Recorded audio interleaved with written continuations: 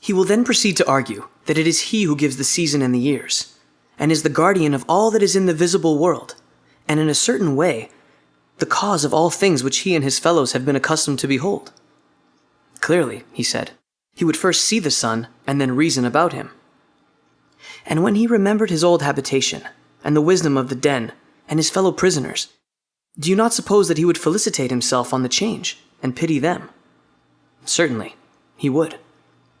And if they were in the habit of conferring honors among themselves, on those who were quickest to observe the passing shadows, and to remark which of them went before, which followed after, and which were together, and who were therefore best able to draw conclusions as to the future, do you think that he would care for such honors and glories, or envy the possessors of them? Would he not say with Homer, "Better to be the poor servant of a poor master, and to endure anything, rather than think as they do, and live after their manner"? Yes, he said, I think that he would rather suffer anything than entertain these false notions and live in this miserable manner. And if there were a contest, and he had to compete in measuring the shadows with the prisoners who had never moved out of the den, while his sight was still weak, and before his eyes had become steady,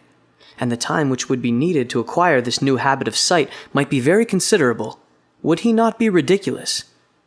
Men would say of him that up he went and down he came without his eyes, and that it was better not even to think of ascending. And if anyone tried to loose another and lead him up to the light, let them only catch the offender, and they would put him to death.